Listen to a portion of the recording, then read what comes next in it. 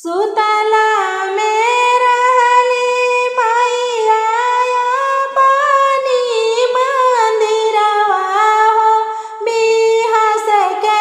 जगली ना मैया आधी आधी रतिया, बिहस के जगली ना काली मैया आधी आधी रतिया, हंसी के जगली ना सुबह में बाड़ी हो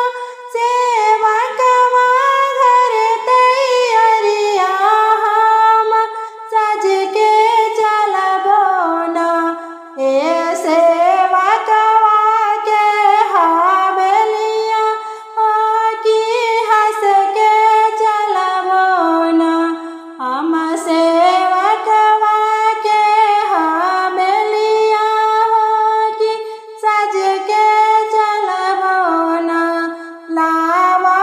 ना भैरो भैया साजल बाजल रथवा, हो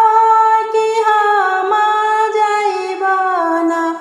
एकवाना सिंह हवेलिया, हो कि हम जइबो ना एकवाना सिंह हवेलिया, हो कि हम जइबो ना उनके ही घरवा में ध्वजवा गड़ावल, हो कि पूजा के तैयारिया ना सेवका कइले बड़े हमार,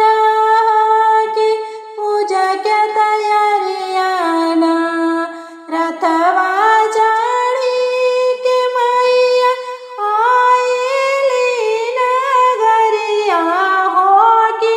रुकी गइली ना एकवाना सिंह दुवरिया, हो कि रुकी गइली ना घर में से निकलेली सुंदर तिवैया, हो पाखर लगली ना मैया के गंगा जल से पौआ, हो पाखर लगली ना मैया के घिउआ के दियरवा, हो बराई दिहली ना बैठी ना मैया हो हमारो आसनिया, हो कि बारी मुखवा ना माई